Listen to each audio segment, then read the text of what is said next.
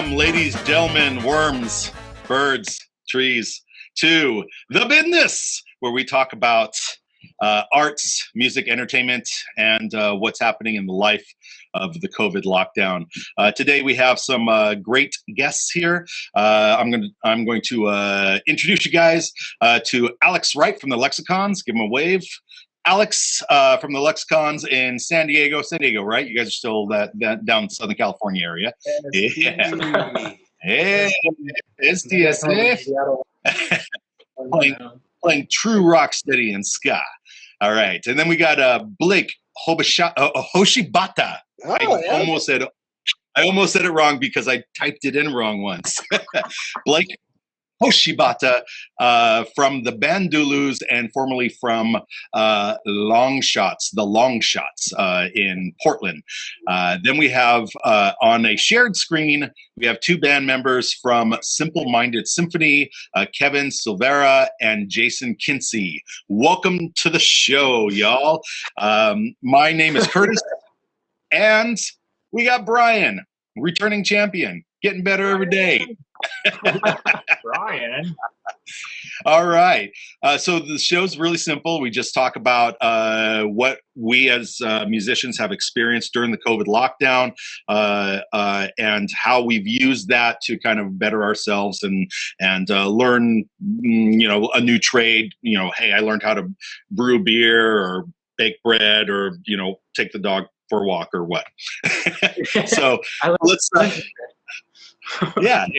So let's start with the Simple-Minded Symphony guys, Kevin and Jason. What did you do this year to remain active musically and or keep yourself from going insane? So it started off like awful. I assume kind of like everybody. We had a whole tour planned and like a bunch of recording planned and shows, and of course everyone's like, "Oh, we're so excited!" Because it was probably our busiest summer coming up, and we were like, cool, it feels like we're doing something, this is great, that feeling. And then COVID happened, and then it was like, okay, none of that's happening anymore, very cool, we're gonna have to figure out what we're gonna do from there. So we kind of switched gears into writing more. So we're like, okay, let's just focus on making more. So basically we have a studio in our basement that we built, so we've just went in there, locked ourselves in and just wrote a bunch of music. We tried to do some fundraising shows, live streams at local venues in town and stuff. But basically, just kind of hermiting ourselves and trying to do as much as we can with all this time we have to write, and just being like, look, we're still alive, please, trying to keep our heads above water, essentially. Yeah. Did you pick up any new hobbies, like anybody doing macrame or what's going on? Definitely accumulated more plants. I feel like that's like the one thing I can take care of with, without catastrophic, endings, I suppose, Yeah. I did kill one, but that's okay. I'm trying to think about that. I know. Listen, you got your highlights and your lowlights. Anyway, but I took up needle felting. I'm getting more into felting personally. So like basically I spend hours stabbing wool and myself making shapes and stuff. Oh, cool. So that's pretty much what I do. Yeah, that's where you have it on the ring and then you make like an image no. I actually don't know what that is. I think that's cross stitching. Yeah, I don't know. It's like a bunch of loose wool and you have barbed needles and you just stab it over and over again until you make shapes, and you can make like gifts. Yeah. Oh, it's so good. It's so good for that. There's days where I'm practicing, I'm not feeling it, I'm not in a good space. Like, you know what? Whatever.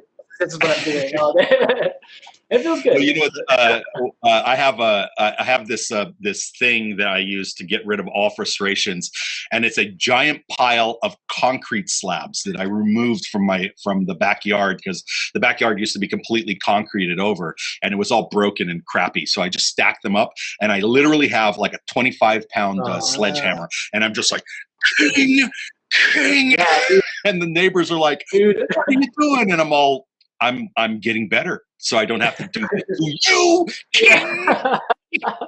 I'm doing my best. Yo, they got a job for you in jail, Curtis. They got a job for you. Oh man! Sorry. And speaking of being a horrible neighbor, Alex, what did you do this year? Well, I actually, played the last show ever at the famous Winston's in Ocean Beach, California. It was Sunday, March 14th, and I watched the whole town kind of disappear.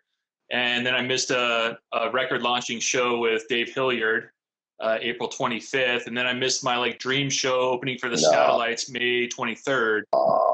And I worked 20 years to open for the Scatolites. I mean, it sounds hokey, but that's really what the originators, right? So, so I was pretty depressed in May, man. I was pretty depressed, and I just decided I wasn't going to travel up north anymore and stretch out my time as much. I was going to kind of hunker down.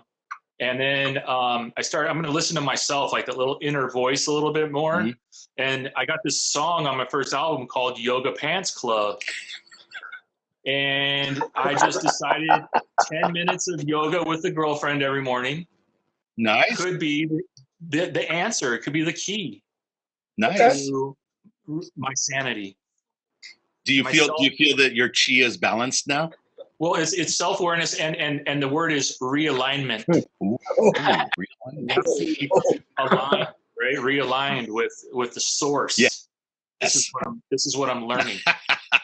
And beyond that, that and the downward dog, right? You're learning the downward dog. She looks nice in downward dog. And then I also kind of been working on my Lambrettas and Vespa scooters. Oh, nice. My goals have kind of been, because I'm kind of old, Kevin and Justin, I'm kind of old. So I have these yearly goals, right? I have this junk sitting in my fucking garage, right? And it's called scooters, right? So you got to get one done. And then last year I got the Vespa P200 done. And then this year I got my 1961 Lambretta Li 150 done. And it's a Skelly. It's green. You'll see it on my Instagram page. But, Rude Boy Ska and this music has evolved over time. And in England in the 80s, they really took over with the Italian scooters, because they all kind of live in villages and stuff. And then they could ride into London and party. And the whole two-tone era really started coming together with the scooters and the ska music and, the mixed, equal rights kind of movement going on there. And how many of you guys have actually been to London, to England? So I will confirm that they built these little villages, right? And they're concentric, little circles, a little tiny village and a little tiny village. And when I say tiny, I mean tiny, right? And then they built these little cobblestone roads. And by the time the city grew up into a city and they made cars, they had already established all this stuff. So some of the streets you turn down, you're like, whoa, you have to actually back out of, because they make no sense. Everything's too narrow. The car is up on one sidewalk and you see people just zipping down the street they don't care. Yeah. They're just boom. Oh yeah. Got to do it. So I live in this tiny little village called La Mesa in San Diego.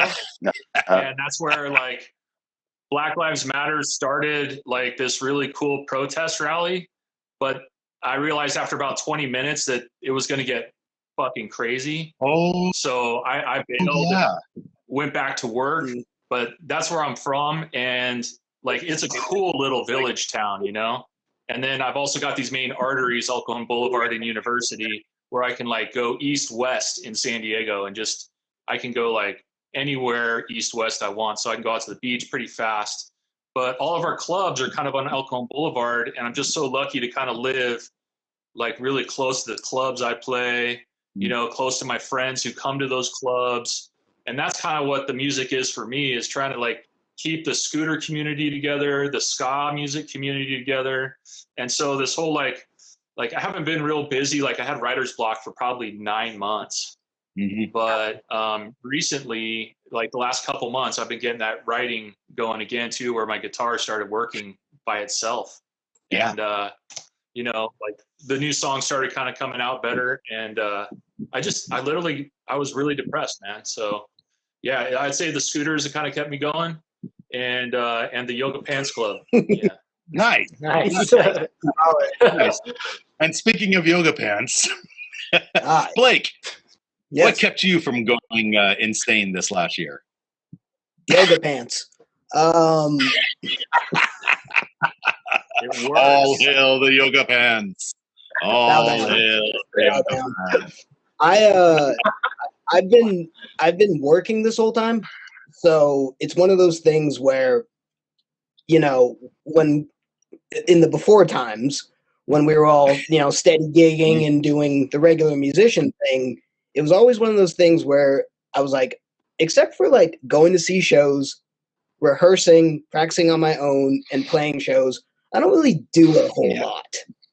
There's not a whole lot I don't do that doesn't involve me listening to music or holding a guitar or learning some kind of instrument. And it's like, so if one day I decided to just stop being a musician, like a gigging musician and all that stuff, I would just be a guy who wakes up and goes to work and then comes home and then Like whatever's, right? Yes. Yeah. So that's what I've been doing the whole time is I wake up, I go to work 5 days a week, I come home, and then the rest of the time I'm practicing guitar, I'm writing songs, I'm, just keeping fresh with it because it's a way to stay busy even if you're not doing much with it. Like, I'm sure you guys all, have your various recording projects going on with friends or collaborations and stuff. And I've been like really enjoying listening to that. I'm not really a guy who has a whole lot of recording gear. I have this laptop, which, it's enough to do little bits and pieces for myself. But, aside from recording a little bit of my own thing, snippets of a chord here, a riff here, maybe whatever, just a melody, I don't do too much as far as recording's concerned, right? So it's a whole lot of just sitting there, figuring stuff out, and then just going with it. But the way I've kept busy with an instrument, the guitar in this case, that I've played for, I figured it out, 21 years to the date at this point, how I'm keeping it fresh, if you will. Listen to me talking like I'm in a relationship with this thing. Like, how do I keep it fresh? Aren't you? How do I mean, yeah, it is the longest. It is the closest I've been in a very long time to a relationship. So yeah, fair enough. But it's like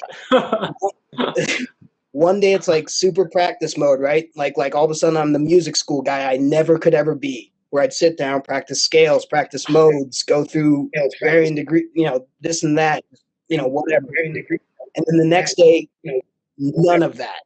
Just straight up like jamming my own songs or jamming along, playing along to some Toots and the Maytale records or whatever. And then the next day it's like sitting down with a pad and paper and trying to, like I had an idea for a lyric. I'll write that down. Oh, that would sound cool with this and this. Not actually forming a song, mind you. Like none of this has materialized into fully formed songs. And I didn't intend them to. It's just a way to keep it busy and keep it kind of fresh and stuff like that. Yeah.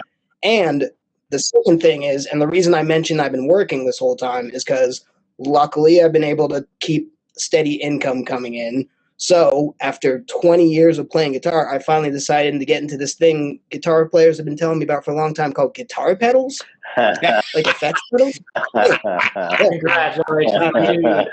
Yes. Start out with the one that tunes your guitar. Yeah. Oh, Yeah. believe me. Get the one with the suck knob and then turn the suck down. There's people who have been in bands with me for a number of years who can tell you that for a number of years I did not own a tuner, and you could hear it in recordings. Yeah, I remember. Yeah. Oh man. I got me a tuner eventually, right? Yeah. So I've been messing around with that. Very good. I've been That's why I gave you that Telecaster at the show, man. I gave you the Telecaster at the show. Oh, that's right. Yeah. Play guitar. That's right. Yeah. Sounded good on that thing. Man, that was like one of the last shows I played. Actually, was when we toured in San Diego, and then after that, I think Bandulus managed to get 2 shows in. One was the record release oh, that's another thing. Bandulus released a record in early 2020, so Nice. that was cool that we got to coast off that by staying at home. Awesome record. Yeah, it is. It is. Absolutely. Yep. I would say that self-produced by our bassy, Mr. Curtis Irie. Obviously, the brains behind it, Mr. Jeremy Pena. So all props to those fellas. Yeah, for sure. Definitely. And yeah, man. But that's basically what I've been doing, which is the same thing I'd be doing if we weren't in a pandemic, which is going to work and then playing my guitar. Just yeah. Hey, man, there's something to be said for keeping it simple, keeping it real. By the way, Zach Griffin from the band Sturgeon General is in the feed, and he says, "Hey, I make guitar pedals." So hey, whoa, wait, Sturgeon General? Those boys from Utah? Yeah. We you remember them? we played with them. The Long Shots did on our first and only tour out to Utah. Nice. That was a lot of fun with those guys. And what was the sax player's name? Craig. Yeah, we stayed at his place. Yeah, He's in the thread too. Oh, Craig. Oh man. I mean, since he's in the thread, I'll tell a quick thing. We were staying at his place all those years ago. He probably doesn't even remember us. And I remember standing on his porch and looking around. And I don't know anything about Utah other than what we hear about Utah, which is BYU Mormons. Which there's more to Utah than that, obviously. And I remember standing on his porch and asking him about Utah, man, what's it like? And he just kind of laughed and he just goes, well, take a look around, man. And he just motions to his neighbor, goes, you're in the gay and lesbian part of Salt Lake City. And I was like, okay, nice. Awesome. I knew that place existed. I just was like, oh, wow, crazy. Yeah. No, I think I've had that same conversation with them. Sure, it's a lovely neighborhood. Nice. That thing about guitar pedals, you were talking about guitar effects. I did something pretty cool a few months back. I had this Wurlitzer organ in my garage that came from Matthew Parker, who used to be in the Donkey Show here in San Diego. Yeah. His dad passed away, so I picked up the 3 organs, and 2 of them are in my buddy Rob's garage, and the other one was the Wurlitzer, and I just couldn't let go of it because in the back of the Wurlitzer, I think Matt Parker actually started out in Agrolites too. He started out with them when they first started. But anyway, in the back of the Wurlitzer organ is this rotating speaker. Yeah. It's a bi-speaker, and it's like a Leslie, right? Yeah. They call it, it does that kind of Doppler radar effect. Wow. And so I looked up on YouTube, but you can pull that sucker out of there and turn it into the most beautiful chorus sounding guitar effect. Yeah. So I did, man. I finally got that thing out of there, yanked it out, took it over to my technology geek buddy's place. He fixed it up with a 1/4-inch jack and a little timing adjuster on it. So you can speed up that speaker or slow it down. Yeah. And man, I've got it all set up, but I haven't even really played on it that much. But man, that thing is cool. It sounds so beautiful. It's crazy. Well, the reason why that sound is specifically cool is that when you're listening to the speaker, you're not actually hearing the speaker. You're hearing the sound reflected off of a wall here, a wall there, a ceiling here, a floor here. And that Doppler effect that he mentioned makes it sound angelic and makes it sound more greater than a standard, even a stereo experience, a left and right experience. It's an all-encompassing experience. And it kind of sounds a little bit like on guitar. I think it feels like it makes the guitar sound like water. It's like it's like it's got the sure. For sure. So I had just never really gotten into that stuff before because it had always been just straight up either distort my guitar and so I can sound like Jimmy Page and Angus Young, or clean my guitar up so I can sound like Hepcat, the Slackers, Agrolites. Yes. And then anything in between that I just didn't care about because I wasn't like a shredder or anything like that. It was just straight rhythm for me anyway in the bands I played in. And then when I got to the Bandulus, it was more of a lead guitar thing. So it was like, all right, so start thinking about, a little bit like that. But even still, it's not like an effects-driven music. Like ska and reggae, you can add all the stuff you want, but you don't need it to get to where you want to go. Oh, for sure. So it's kind of funny. So it's kind of funny because this whole time, like I said, I haven't been doing too many gigs, but I've been accumulating effects pedals and doing, research and finding out about this circuit and that circuit, real nerdy shit that I would have never cared about until I was stuck at home. Yeah. And then it's like, well, let's see what this is all about. And now I'm like super into it. It's kind of funny because I haven't gone too crazy with it. It's kind of an expensive hobby. You can't just be like, oh, yeah, I'm just going to spend a crap load on guitar pedals this month. And then the next month I'm going to do it the same thing. Can't do that. I don't, it's not like that. So But what pedals do you use live, Blake? At this point, like I pretty much had like an overdrive pedal to sort of like put me over the top. I always kind of had a clean sound, but a louder, more treble driven thing to kind of cut through. And since I always play like humbucker guitars, like I love the Les Pauls. I have two of them and they're my main guitars. So they kind of have that mid-range thing. And man, so for the most part, it's like a little bit of reverb, a little bit of delay. But again, you don't need any of these things. That's it. It's just been for fun. Yeah. Like I picked up a tremolo pedal. I never cared about. It's a great effect. It's a lot like the. It's a lot like the left vibe going on. It's great. I've never played it, and I never played in a band that I was like, you know what, this really needs. Yeah. Now it's a great little flavor to add, but that's my point. It's like until then, I thought practically as far as what I needed to play. The kind of music I was playing, which at the time was like mostly like ska and reggae and like, old 70s blues rock, which, pentatonic scale and you're fine. Yeah. You're good. I kind of think that all those sound effects kind of sound good, like in intros or solos or intros of songs. Yeah. And like just to make it really cool and interesting before you just go straight to the skank. You know what I mean?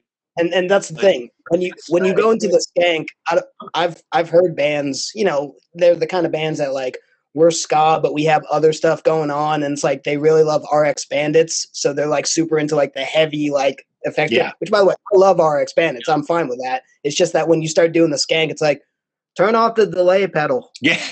Yeah. It's not Or have a tap tempo with it, so that the delay actually hits on the beat. Yeah, fair enough. Do that as well, but also maybe just turn off the delay.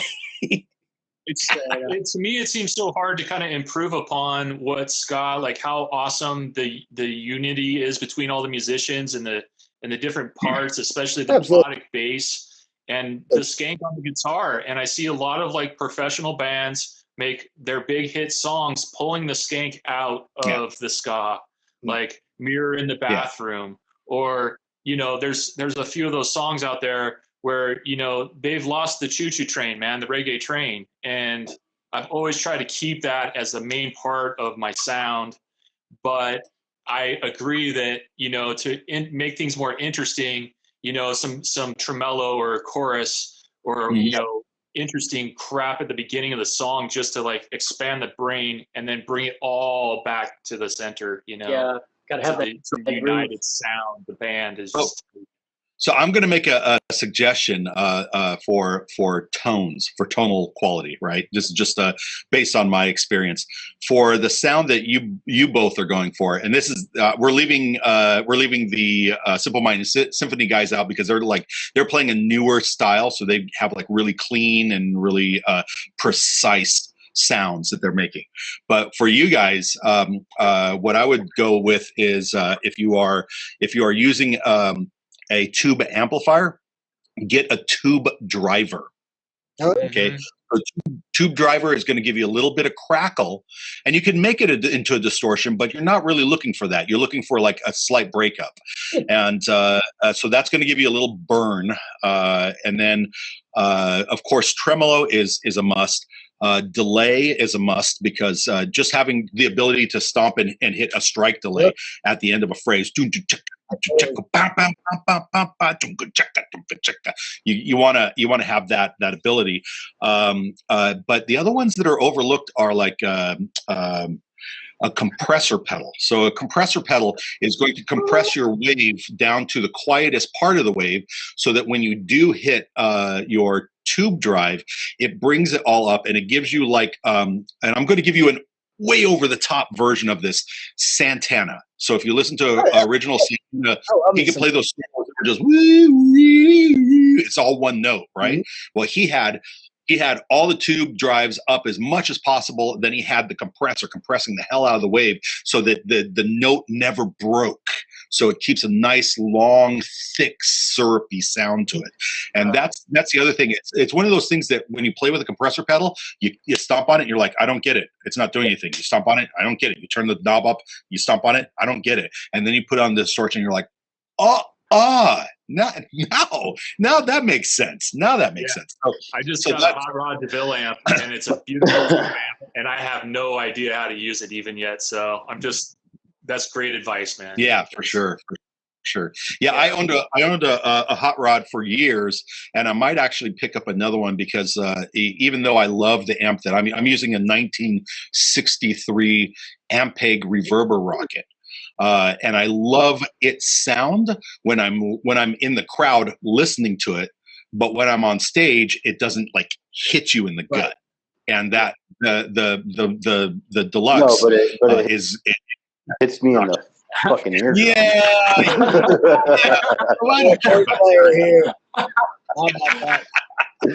It is literally the most loud and obnoxious, like piercing amp that I've ever been on stage with. Well, the amp that I've been using for a long time was an amp I bought for about $100 down in the Mission in SF when I was about 20 years old, doing some drugs down there and stuff. And Nice. And this amp to be a Gibson L5. Yeah. And it's from the 60s, and I guess Les Paul and Moog came together and made like the first solid state amplifier. Oof. And that's what this Gibson L5 is it's like the first solid state amp. And I guess BB King uses it, but it's a twin 12. And I just think the twin 12 amps are just so powerful and give out a great sound generally. But yeah. I got that thing. I think I've had it serviced at least twice, but I'm keeping it, man. That's like the go-to for me. The DeVille is kind of like my plaything right now. Yeah. But that old Gibson L5 solid state is just, it's what I've always used. So, that $100 down in the Mission, it definitely paid off. It's like 16th and Mission down there somewhere. There's used to be like a pawn shop. Yeah. There, it's all fucking. It's all different. With a little. Different now. It's all like unfortunately all the Latino people that used to live and work in the Mission and all the burrito shops. It's just gone. It's been gentrified to the techies. To hold on. They're trying. They're trying. They're trying. There's a couple. There's like a couple of drug dealers, a couple hookers, and a couple cops looking the other way. We just need a little bit. I don't know. This whole the whole COVID thing is really actually changing San Francisco again. Yeah. Just with the tech migration out of San Francisco, which is where we're going back to, and whatever, a month or so. It's really interesting to like watch. Rents come down exponentially and just kind of like, well, everything closed and the tech is starting to go out. Does this mean that like artists are going to be able to afford to come back into the city? That would be really nice. That would be really nice. Very nice. Dude, like really no one's going to take that like loss. literally rents has gone down like 30% from what it was. Like it really is. That'd be great. Coming back. It was down $1 million, so now it's only $760,000. Yeah. Right. That's buying a house. Yeah. Where's that? You're looking at places that were $3,000, $3,500 just like 4 or 5 months ago. That they're like, please give us $1,800 for it. Yeah. And it's just like that's so different. Well, give me a 5-year lease on that. Yeah. Right. Yeah. That's what's up. Lock in. But it seemed like what the news is like a lot of the money. I mean, it was already kind of leaving the city. If you remember, Brian, it was already kind of like the Lucky 13 bar was closing. A lot of my other favorite bars were closing, and then then COVID came, and I heard a lot of like the high tech people left. And then a lot of, the gay folks, they kind of moved to Palm Springs, is what I heard. Yeah. And, they're going to build a new surfing wave in Palm Springs. And I'm like, wow, Palm Springs. That's a crazy thing, because Palm Springs has a really high gay community, a really high older retiree community, and a really high, like, full-on redneck meth, like, induced crazy community, like desert weird people. So it's a really weird, it's like all the buildings are new and it's completely sanitized, and then you walk in any bar, restaurants, any grocery store business you walk into, you're going to see all three of those people. Like it's just guaranteed, because those three people are learning to live with each other. So it gets a little bit weird when everybody gets drunk, because you got people down there that believe they should call people by certain names and stuff. And so there's a couple of loud conversations. But part of that old people scene is also kind of like the Hollywood old crusty people, And they are like Hollywood, and they have red carpet events in Palm Springs, and they've got an airport in Palm Springs. Yeah. Yep. And there are some tweakers down there in the streets and stuff, but they've really tried to get them inside because of COVID. Because we go over there for we'll go over there for a day or maybe spend the night. Yeah. And they got one cool hotel there called Tropics Caliente with a really nice pool and a bar and a little restaurant there. So if you guys ever go there, check that place out. But it's like a tiki bar, you know what I mean? Yeah. And but you're just sitting there on deck and you're just looking at the beautiful mountains and the palm trees and shit. And it's affordable, and it was cool. I need affordable, man. I can't. But I like that. But we've got some friends. You know the guys in Warsaw, right? Warsaw Poland Brothers. They live in the hills of Yucca Valley. So and in downtown. So definitely check with those guys. Those guys know a lot about the surrounding area, what to do and where to focus your efforts if you're looking to move out there. That's Aaron and his brother. Aaron lives in San Diego. Yeah, so he's down by you. That's Chris and Kevin live out there. Okay. Yeah. Cool. Yeah. Yeah. And speaking of exorbitant rents, as people flee the Bay Area in droves, a lot of them are going to Seattle. How's that for you? Still expensive. Still super expensive. How do we do it? I don't know. No, I was going to say, I work every day during this pandemic too, so it didn't really feel like my life changed too much. It turns out I don't go out a lot, so I was like, oh, okay. But then it got to a point where I was like, well, I like to go to like some places at least. But I was gonna ask, like, how do you you go to work obviously, then you come home and you play guitar and stuff. Like sometimes it's a little rough to keep the momentum going because you're like tired. You just dealt with like crappy people all day who don't give a damn about you. You come home, you want to make art, but you're so drained. There's stuff like that happening lately. That's not related at all to living in Seattle. That's just me. But still relatively expensive here, I'd say. Yeah. I think part of the pandemic thing, guys, is it's like running the marathon. You got to always be training, thinking about the finish line and not the starting line. Right. And like, I think like where our scene is going to be here in the next 6 months is we're going to be opening up these shows again, and maybe it's a slow start, but man, I think people are going to come out to shows, and I think they're going to spend so much money. Our merch tables are going to go empty. So just like when we come back out, man, I hope for that. I hope that. I got ready. Make sure you got the products ready. Yeah, no kidding. We're definitely working on stocking up. It's hard to without. Like we're gonna get that all back together. Because we all love ska that much, and so it's all gonna just happen again. So just look at that finish line. Remember that finish line is coming. Yeah. No. To let people that Brian has put some of the links in the feed for for the bands and stuff. So if anybody feels like purchasing new music, they can hit up those links. And I believe Alex is actually selling his new 7-inch direct from him. So just DM Alex Wright. It's the Lexicons with the Bandulus. A fusion, Nice. a child birth between those two. Yeah. Oh, that is a great looking record. Yeah. Oh wow. Nice. Woo. Looks good. Is that Glow in the Dark? Coke bottle green.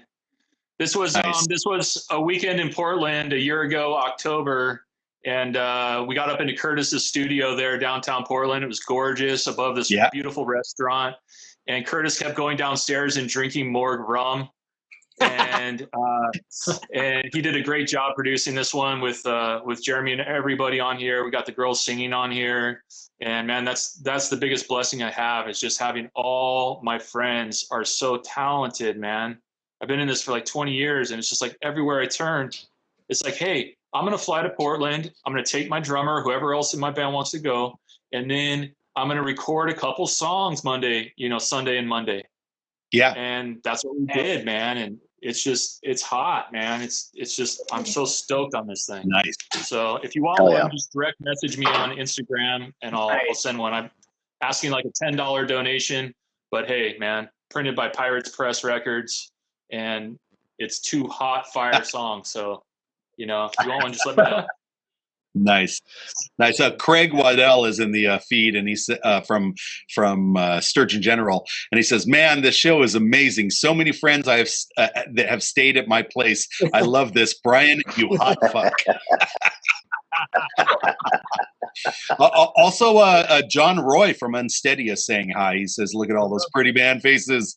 John Roy. John Roy. John Roy's got a new project. He's doing Smoke and Mirrors, which is kind of a collaboration effort with people internationally. I'm going to be doing a couple of songs. I'm just like background singing and stuff. Awesome record. Oh yeah, absolutely. Yeah, I have nothing but love for John Roy. John Roy's he's the real deal. Awesome. He's down in Barrio Logan here in San Diego. He's in his warehouse, and he's down there, and he's just pumping out just beautiful drum and bass tracks and just putting the most amazing musicians on them. Of course, I'm not on them, but he's calling you out, John. He's calling you out. Why is he not on your? I got to keep the Lexicons thing, doing my thing too, because 2 bands is better than 1. So no. I think John might have a track for you. He might. You should reach out to him just to say hi. I go down there once in a while, man. Like, I don't know, once a month or once every couple months, and he just loves some company, man. And I just listen to some new tracks, and we just hang out. And he's just a solid guy, man. He's like one of the main reasons I got into ska, like when I was 15. Because I saw John Roy playing saxophone in Gangbusters. Nice. And they were opening for Bad Manners and the Lights. And that show changed my world, man. That flipped me. It was just like scooters, ska. Yeah. I figured out everything at that point. It's like, boom. Excellent boxes. I think if anybody's a young ska fan and they see John Roy in any of his bands playing Bad Attitude, I think that is the moment at which ska just goes and breaks you. Just see it's like, oh man. I'm broken. I'm hobbling. This wooden leg was brought to me by John Roy. He's done songs more than once on that show, by the way. This one goes out to Lex. Bad Attitude. But man, I'll tell you what. When I saw those Rude Boys skanking in that big ballroom, and no one giving a damn about what anyone else looked like, what anyone else's color was, what anyone else was wearing, or any of that crap. And it was so awesome to watch Gangbusters and just see what was going on in 1989, 90. I mean, I couldn't believe it when I was a kid. And everyone on this show and everyone in the world pretty much, when you're growing up, there's like one show that flips you. There's that one show that just makes you, it changes your life, man. And that was the show, man. It was like 1990, I think, Price Center, UCSD. And it was just amazing, man. Nice. So the first show, the show that flipped me, I was a big metalhead when I was a kid. I had like long hair, and I was like, I gotta see it. and my I don't believe. I don't see it. I gotta see this though. Yeah, I'll post pics. Oh, wonderful. There's a pic of me playing bass and jumping around, and I have like waist long hair, and it's coming down off of a jump, so the hair is just like straight in the air. It's amazing. Yes. That should be like the next single art or something. But you know, for me, I was really into metal, and my first concert ever was Iron Maiden, YNT, and Wasted in San Jose. And I actually snuck out of the house, told my parents I was going to work at the pizza place that I was employed at. And then when I came home to my friend's house, I was like rifling through his cupboards, and he's like, "What are you getting? What are you looking for?" And I'm looking for flour. You got flour? Yeah. And I just grabbed it, handfuls of it, and went poof. Oh, wow. And I was like, now I'm ready to go home. Oh my God. Nice. And so I was so into the big concert thing, and then the first time I ever saw a band in a non-concert environment playing was in the afternoon. It was like 3 in the afternoon on like a Wednesday at the campus of De Anza College. I was taking night classes. So I was just getting there and getting a bite to eat, and at the they have this outdoor seating area for the people to eat their food, and Skankin' Pickle was there, and it was their third, like I think it was their third show ever, and they were playing the eating area, and I'm sitting there eating my sandwich or whatever, and I'm like, I don't know what's going on here. It's just like a circus of crazy. And then they played I Missed the Bus Again. And I was like, I'm going to remember that for the rest of my life. Because it's so simple, and it's so everyone that is never taken.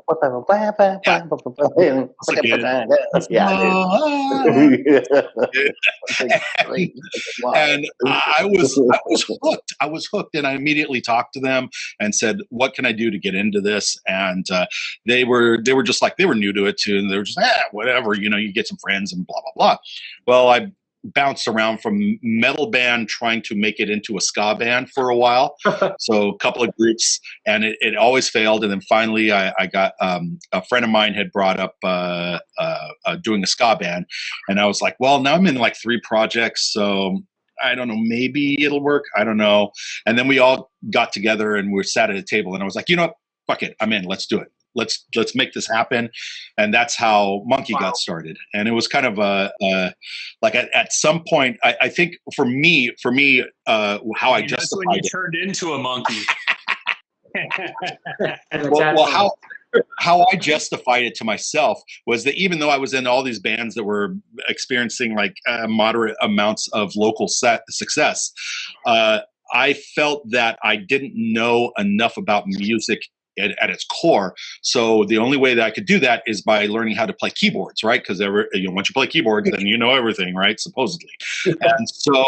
And so I was like, yeah, I'll start this band only if I can play keys in it.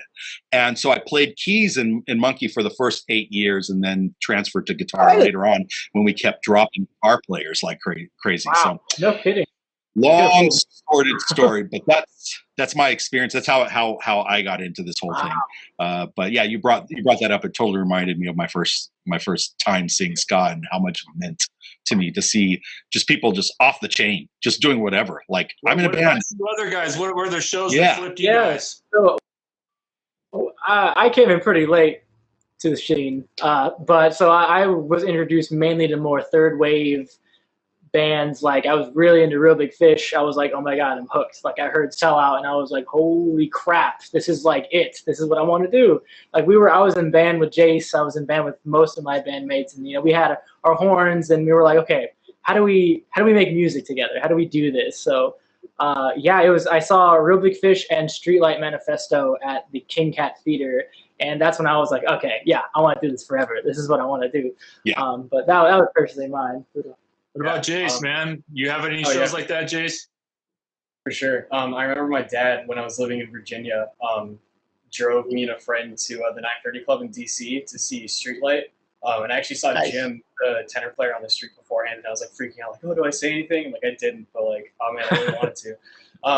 And yeah, I think the moment for me was like when they went into Here's the Life, they add like the whole Bands to the Acoustic Revolution intro at the beginning before the Streetlight version. And there was a massive circle pit that started, and it was the entire floor of the 930 Club was this circle pit. And we got like swept up into it, my friend and I, even though we were at like the very front. And I think when they like went into the main song from there, and everything just fucking exploded. I think that was probably the moment for me. Hell yeah! Yeah, that's cool. It's always in pits. It's in pits when my bones are literally like crushing. I'm like, I love this. This is great. Like, it's so good. Yeah, like that was the first time I crowd surfed, and I was like, I never thought I'd do this in my life. I'm so tiny. Like, why are they letting me do this? And it was a really angelic experience. I was like, I feel like I'm invincible right now. And I don't know, that was like kind of an exaggeration, but I definitely felt crazy that night. I was like, yeah, this is it. This is what I want to do. Like, nice. Blake, and Blake, what was yours? What was yours? I don't know if I can pinpoint one, right? But since listening to you guys, I was thinking the first concert I ever went to by myself. I didn't plan to go by myself. It was my sophomore year, or summer before sophomore year of college, and I had moved to Portland already at this point, but I'm originally from Bellevue, Washington. Mm-hmm. So I had some friends back in Bellevue. Oh no! And, yeah. Oh, man, fine. Upper middle class kid. What do you want from me? But I had seen that Rancid and Less Than Jake were coming to town and playing at the Showbox Soho, Soho, whatever it's called. Yeah. Soho, yeah. And I had seen Less Than Jake a couple times before that, and at that point they were pretty much the only ska punk band I knew of at the time, so they were my favorite. And nice. I had moved in high school to Portland from Bellevue. And so I discovered Less Than Jake around that time, and they wrote songs about growing up and feeling left out and being miserable. And that's exactly what I felt. So it worked super well. And then it was just like, also, what's with these upstrokes and horns? Yeah. So then I got into that because of that, right? So by the time this show came around, flash forward like 4 years, I had already kind of known what ska punk was. I wasn't yet into Specials, into the Scotalites, into the Slackers, Agrolites. I wasn't there yet. Yeah. But I knew that I wanted to play in bands that were like ska bands with horns. That was the important thing. Yeah. I wanted to play in that had ska upstrokes, downstrokes if you know how to do it, but I'm just saying upstrokes at the time. Yeah, that's all I knew. So my sophomore year, I had seen that Rancid and Less Than Jake were coming to town, and I was visiting my friends in Seattle. Yeah. So my buddy who I was staying with, an old middle school friend of mine, he was living with a girl at the time, and I crashed with them. And I bought 2 tickets because he had said he'd want to go, my buddy.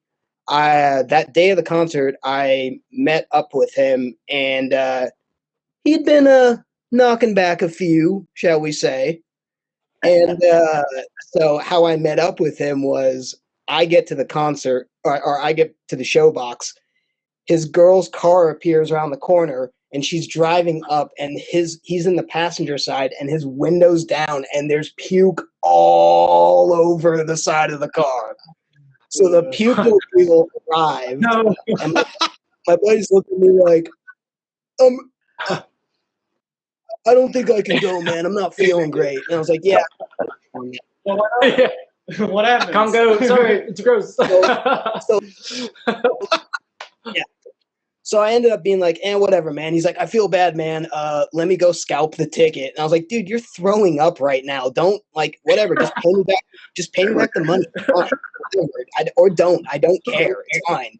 But obviously, he went home, and he actually ended up getting me back the $20 for a ticket. So that was actually good of him to do that. Wow, very sick. Right? So Rancid kind of blew my mind when I first saw him. I'm saying, dude, so when I got there, it was the first time I had ever seen a co-headlining show. It was Less Than Jake, Rancid, and I think like the Flatliners or some ska punk band like the Flatliners was opening up. They weren't bad. I just wasn't there for them, so I didn't pay too much attention. And the reason I bring up that show is because, like I said, I ended up going by myself, and I had the greatest time, dude, because I loved Less Than Jake, I loved Rancid, and I was amongst a huge crowd of people who felt equally about both bands that I did. So you go by yourself, and within 5 minutes of the opening band, I have my circle of friends, and it's all these giant dudes who are like, you like Less Than Jake? You like Rancid? I'm like, yeah. Yeah, dude. So there was nothing. There was nothing like life-changing, so to speak, as in like I didn't walk away from that concert being like, oh, I didn't want to be in a band before and now I do. But just being in that crowd of people who were super into both bands and wanted to talk a lot about both bands in between listening to both bands. And of course, you have, oh my God, they played my favorite song. Oh my God, they played my other favorite song. That kind of shit, right? So it's like this year, man, when things open up, I think it's like on us to like make those memories happen for other people. And I don't play all ages shows, and I play for alcoholics, and they don't remember shit. And I don't make much of an impact on most of them. So I think it's all about like all ages shows and like, trying to make those memories happen for people. Just show them like how like legit our scene is and our love for our sound. Exactly. Yeah, man. Hey, and that's the thing with I'll say this though, because since the guys from Sturgeon General were in the chat, I don't know if they still are, but I still think about that.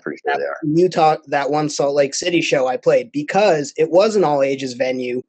It was with a bunch of younger bands, and then those guys too, a little older, but the other bands were younger guys, like college students or younger, and they brought like their little crowd of people all together with the bands and people there. There was only maybe like 15, 16 people. You know what I mean?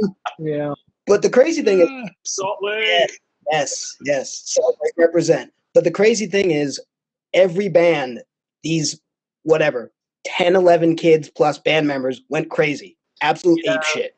Jumping around, dancing, skanking, super into it, bought merch from us, talked to us after the show. I mean, the thing about it is the next night we played Denver, and that is to date my favorite show ever, because it just was everything you wanted to be. You were in a city you'd never been in, playing for people who'd never seen you, and it was an entire bar full of people who not only were paying attention, were rocking out, and by the end of it, were somehow singing along to our songs, which I know they had never heard. Yeah. Things like that. See, that doesn't happen in jazz, Curtis. Yeah. That's true. That is true. But anyway, the point is, those two shows together combined, I remember stuff like that more than I remember shows that I saw other bands at. Because at this point, I've seen so many bands, and I'm not jaded by it. I'm especially not now, obviously. But when you actually get up on stage and play for people, and it's to your point, Lex, what you're saying. It's just like I've had people, they didn't say like, "Oh my God, your show changed my life," but they talked to me and acted like me playing music for them actually meant something. Yeah. You know what I mean? Oh, yeah. It actually a memory for them, and that's super cool. And I mentioned that Salt Lake City show because I don't know if those kids remember my band, but I remember those kids, man. They were super into my band, and they had every right to be like, I've never heard of these guys. Who cares? Because, like you said, I've played to alcoholics. They don't care. If they do care, one of these days, one of those kids that from your first however many shows is going to come up to you. He's going to work up enough courage to go up to you and tell you that the reason why he's playing music and he's in a band is because he saw you. Yep. And that's happened to me a couple times. And it is really just a humbling experience. Yeah. Yeah. Yeah. Especially when you see this band, you don't know anything about the band. You show up and you're having a great time. And then they come up and tell you that they're like, yeah, we just got off stage, had a great show. Hey, by the way, I never told you this. The reason why I'm making music is because of you. That hits you like a ton of bricks. And you just never know who is going to benefit and who is like watching you and learning. Some people are into it because they're dancing and they're like, hey, the band's good, so I'm going to get drunk and like score with this girl. Some people are looking at you and going, this is what I should be doing with my life, which is it's a completely different level. And it's really humbling. Yep. Dude, Curtis, thank you for this show, man. I had a great time today, man. we got we're in our last minute here, dude. I just want to say thank you guys. No, No problem. it's not like an hour dead on. We could go over and whatever. Oh man. Hey, About to start crying though, man. I was like, I gotta go. Yeah, that was beautiful. I mean, yeah, I can imagine. I mean, I was gonna say that's the thing with the ska scene is like there's such an overbearing sense of camaraderie with everybody, and like of course we're new to the scene. We went on like a tour and we toured in California for the first time, and at these things we were like almost embraced to these places because like it's a ska band, that's cool, or like and like we don't play the most traditional ska or straight ahead music, for example, but like we try different things, but they're equally into us and all the other bands. So it's really cool to have these people in the scene, the band, just like caring about one another, and like it's crazy how prevalent that is in the ska scene. Like I don't know, it's just kind of wild to think about. Like it's cool to surround yourself with people who really care about your music, care about you, and it's a good feeling. Yeah. Thanks for having us. I tell people, that crazy like pit that you had at the punk rock show or the heavy metal show. Well, imagine if when you went down, you never actually hit the ground because someone was already grabbing you back. You're already up. That's like that happened to me. I'm like, what? Like, who did that? Like magic bling. They're gone forever, but that love was there. Like that's cool. Yeah. I don't know. No, there's definitely something magical about it. Hey, Brian, what was your first show? I grew up in Kelso, Washington, so there wasn't much going on. We had a I hate Kelso. We had punk shows and just like local stuff going on. We had our local like third wave ska band. It was called the Ted Danson Machine. Oh, I remember that. Yeah, they're a fantastic name for a band.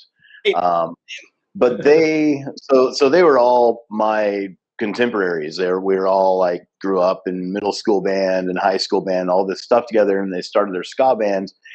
And I was all like, hey, I want to be like part of that. That seems really fun. And literally all of them were just like, you're not a ska trumpet player. Just straight up. Just like, nope, just shut me down. So I was kind of like, all right, cool. Well, fuck you guys. And like kind of just stopped going to shows in Kelso. And I was already kind of withdrawing. And then my parents moved us to Eugene. And I went to a couple of like Cherry Pop and Daddy shows because that's where they're from. And it was just like whatever. But I was way more into big bands and like Youth Symphony and all that kind of stuff. So I wasn't like going out to punk rock shows in Eugene or anything like that. Honestly, the thing that like got me into the ska scene was joining Monkey. Like I didn't really know about ska that much other than like what I had seen and heard on like the radio and third wave times. And Monkey was a really funny kind of situation. I had moved to the Bay with my ex-girlfriend, and I wasn't playing any music, and I was hating. I went down for school, and I was hating the school that I was in, and I was just kind of done with all of it. And I had put up my like musical resume on Craigslist, and Curtis had reached out to me, and we had a bit of a back and forth just on email. And this is like Craigslist way back in the day. This is like 2002 or 2003 or whatever. Craigslist troll. Yeah, and nothing came of that conversation at all. And like fast forward like 2 months later or so, I'm driving down El Camino Real, and at the time, Curtis and Micah, the drummer, both worked, and actually the sax player at the time, Chuck, all worked at the place called the Starving Musician. And Micah still works there, actually. He's the general manager there in Santa Clara. But I'm like driving down the street, and I'm fucking miserable, and I'm like, my relationship's like falling apart, and like everything's just sucks, and I hate the Bay, and I'm not playing. I haven't touched my trumpet in like a fucking year at this point in time. And I'm driving, and I look, and I'm in like the left lane of this like 2 or 3 lanes, and Starving is over on the right, and I like look over. And there's a Starving Musician, and I just cut across all of traffic into the parking lot of the Starving Musician. Nice. And I walked in, and I only knew 2 things. I didn't remember Kurt's name. I didn't know Micah's name at all. I didn't know anything. And I knew there was a band called Monkey, and the people that played in that band worked at the Starving Musician. And I walked in. And I like look at the guy behind the counter, and I was all like, "What does monkey mean to you?" And the dude's just like, like it means you band? out. What? And I'm like, yeah, the band. He's all, I mean, Micah's back in the drum shop, and Kurt's back in pro audio. You can go talk to them about Monkey. So like, okay, it ended up being a Wednesday, which was rehearsal day for 15 years. And I walked back, and Kurt wasn't there, and I ended up in the drum shop and had a really like awkward and then awesome conversation with Micah. And that was it. Like I went to the practice that night. They liked me. We got into Micah's minivan, and we rode around the foothills out by like De Anza College, smoking pot, eating pizza, and them just like shoveling the Scatolites and Hepcat and the Slackers and like just all this stuff. And I'm just like, holy fuck, this music is amazing. This is literally everything that I want to be doing. Like I play trumpet. I don't get the opportunity to be a rock star. You do in ska. Like you do, like it's it's like and you can sing too, like cool, like that's great, and like you can kind of like create a persona on stage and do your thing, like so really like just showing up to Starving that day is actually what clicked me into ska. Nice. Like so, Cool. Yeah, let that be a lesson to everybody in the feed. Just show up. Really all it takes. Just show up. Just don't be a dick and show up. That's what I tell bands all the time. They say, how do we get a band together? How do we get the band booked? How do we get shows? How do we talk to promoters? And I'm all show up and don't be a dick. You know, it's actually the craziest thing for me, like being in this band now, is like when we go up and we play the Northwest, the people from like the Ted Danson Machine band, like the band leader and like the old bass player and everything, like they show up to our shows in Portland and they're just like, fuck, you're so fucking good. I'm like, yep. not a ska trumpet player though, right? Yeah. You know the problem with horn players, man, is they always want all the money. The horn players, they're all out front. They just show up with this instrument. They didn't bring an amplifier. They didn't bring a PA system. They didn't bring a DJ records or anything. They just show up with this little horn, and they're like, pay me now. Yeah. Because you know what? Except for people like so me who there's so much talent. 18 years of their life for $20.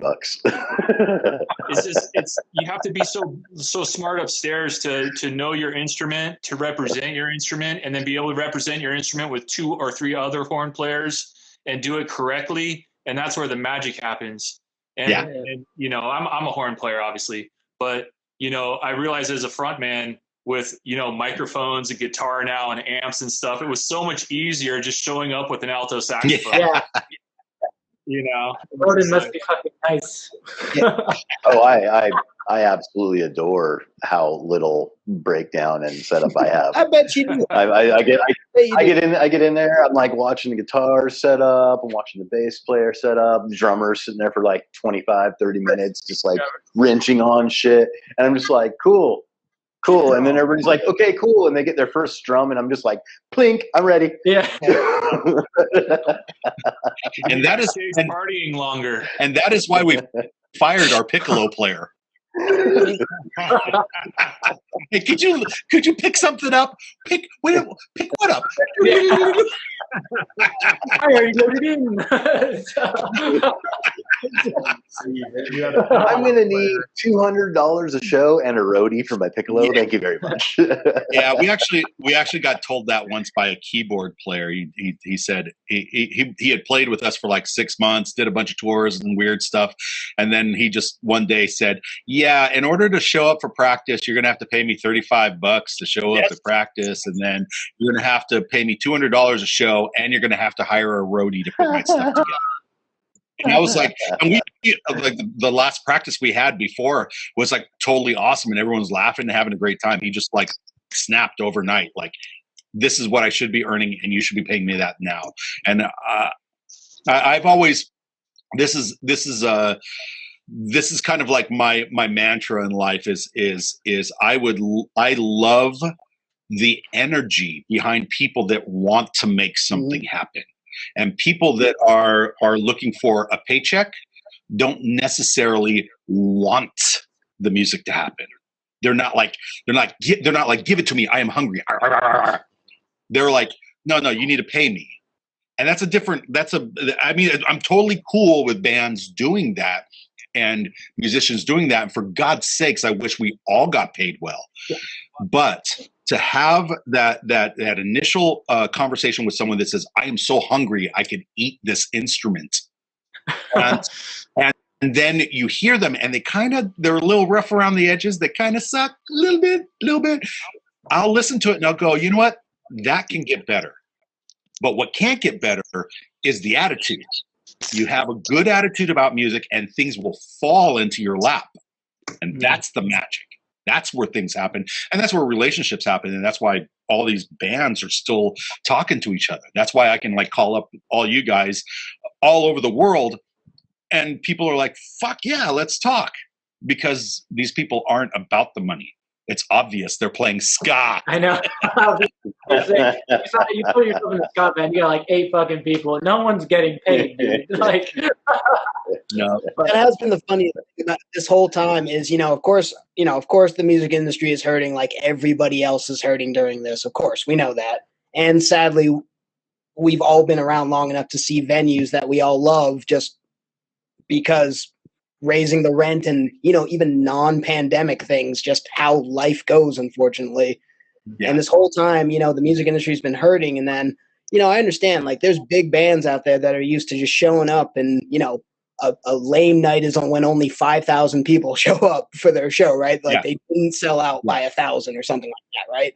And of course they're like, oh man, how are we going to go back to those shows? And it's like, I don't know. I mean, hopefully we can, of course, hopefully we can.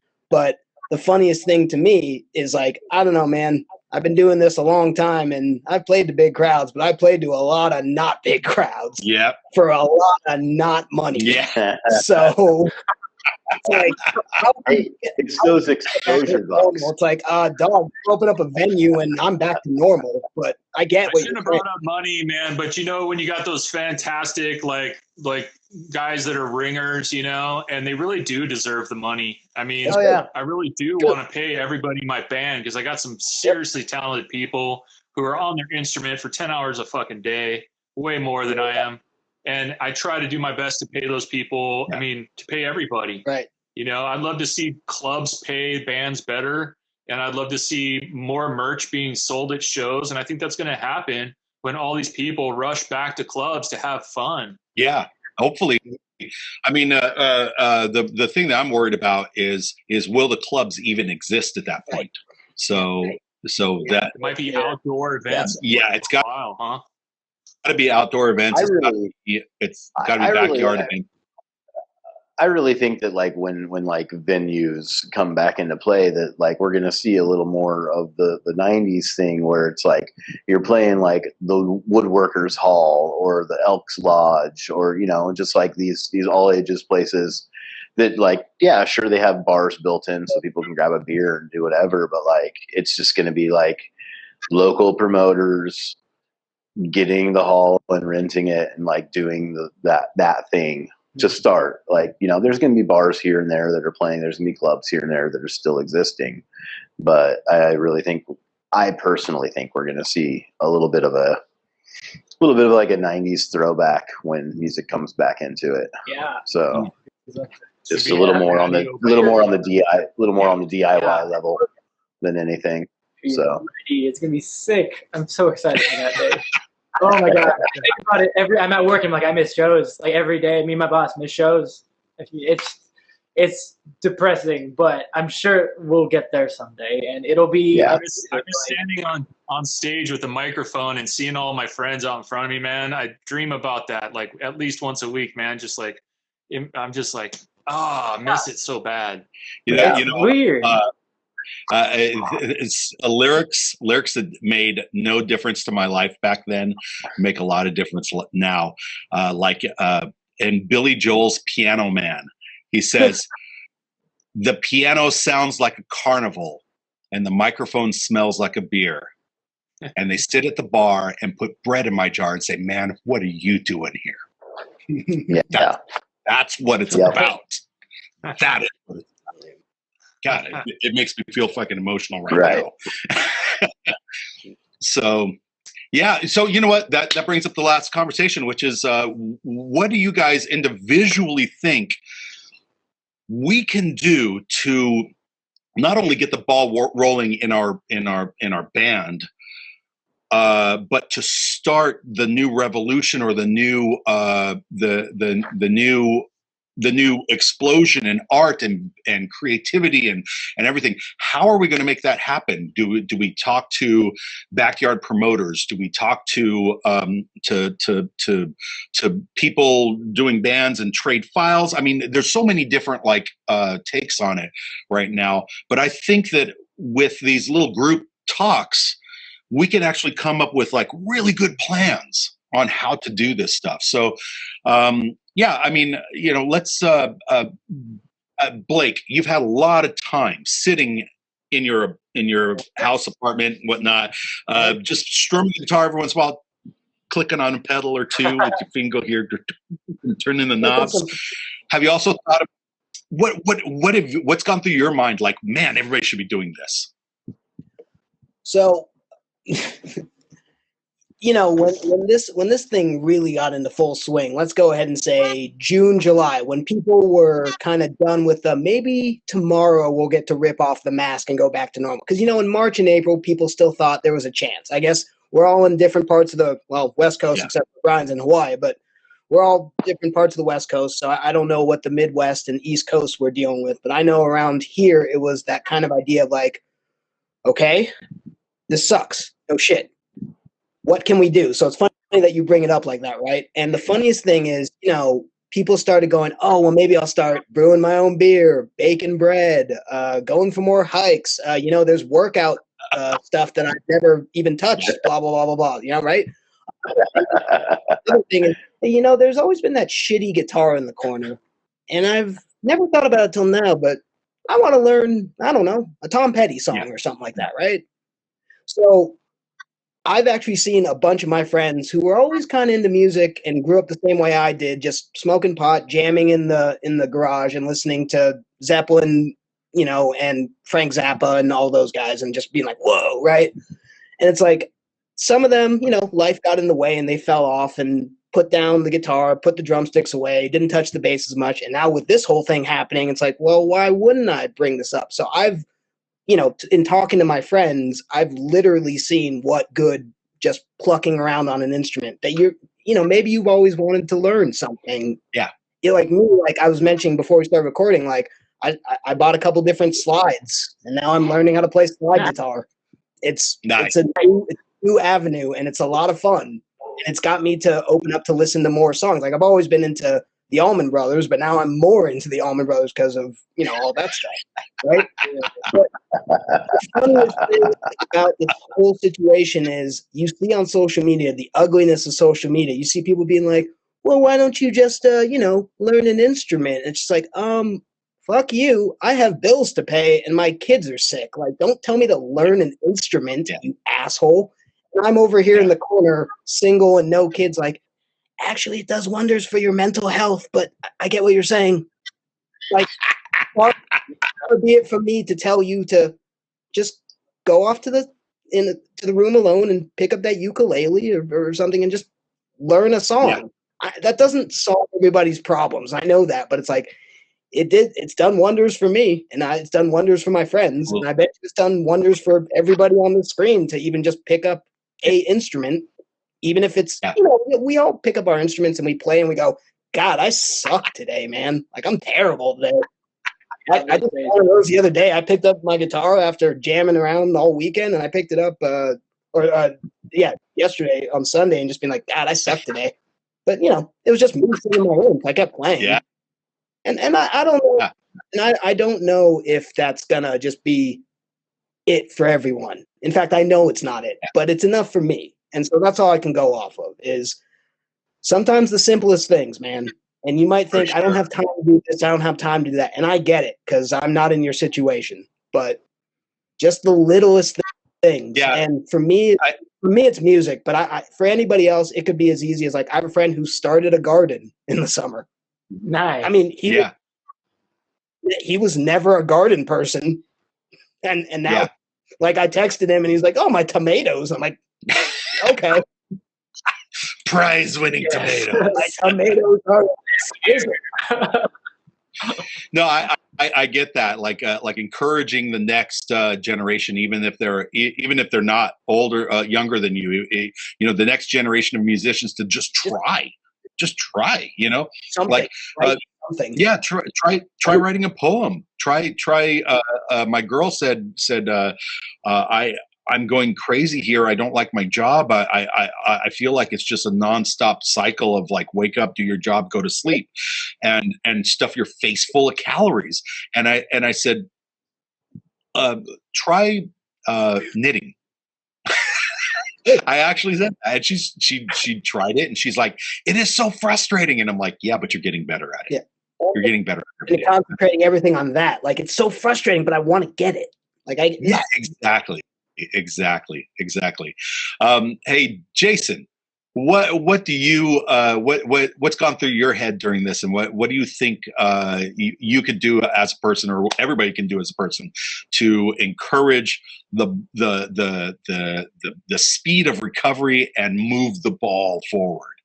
Yeah, sure. A really big thing for me, I mean, like I haven't always had the energy every day to practice and get better at the instrument and all that stuff. But there's a lot of other things I feel like that are really important, as a member of a band to get better at, or things that you can afford to put more time and energy into.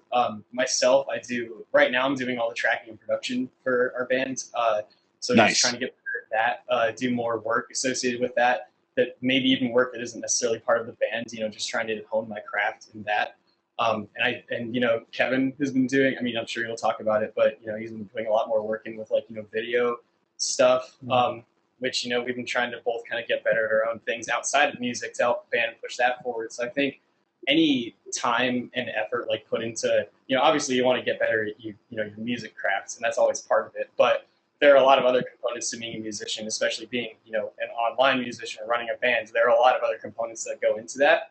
And obviously, it sucks not being able to play shows right now. I don't need to open that whole conversation again, but it is nice to be able to have all this extra time that we would normally have putting towards playing shows to put into maybe other things that can help, so that when we have all this momentum opening back up again, we can kind of carry off of it more. Because, there'll be less pressure on venues to get shows going, because, hey, now we can get live stream things going, completely independently with this infrastructure that we've set up ourselves. So I think any way to kind of set ourselves up for success is going to make it easier for venues to kind of support us and everything, and they can finally open back up. Yeah, no, being online, especially So- nowadays with all the tech that's coming out, like this is a great time for people to really sit down and like, kind of. Oh, sorry, my bad. There's like a lag. But going off of Jason's point, like yeah, being online and especially nowadays is super crucial for like if you're one band, you love the music, you've committed to it, and you know you love it.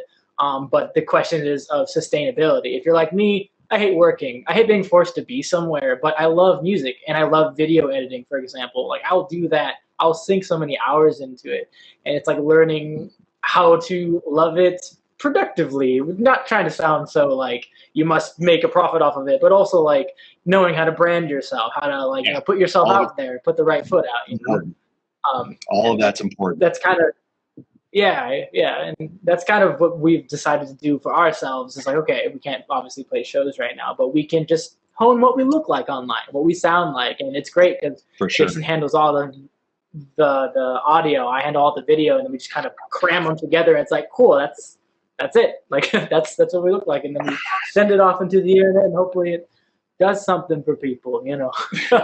Definitely. Well, I do like what you guys are doing. I like the designs. I like the art. I like the music. I like the videos and everything. It's all a cool package. You guys are really working hard. So it's looking good. And Alex, what you're the wise sage in the room. Tell us what you would do to make everybody, to just kick everybody right in the pants and make this thing shoot like a rocket. Well, definitely grow more sage. And, I'm listening to what Blake's saying, and he's kind of talking about, keeping music, central or a little more central in your life. Mm-hmm. I think a lot of people who are pressure sensitive, time sensitive, they make excuses, it's kids or whatever, they have lost something. And until they find that, they're never going to go back to their hands and their minds. Mm-hmm. And they're distracted. Yeah. You know what I mean? And I get distracted, and I've been distracted for a long time. But one thing I never lost was my love for ska and love for the quality of the feeling in the room when people listen to your band. And that's first and foremost to remember that, guys. I mean, that's the finish line, right? But I'm listening to the younger guys, and I'm hearing like the branding and all that kind of stuff that I always thought wasn't really, really important.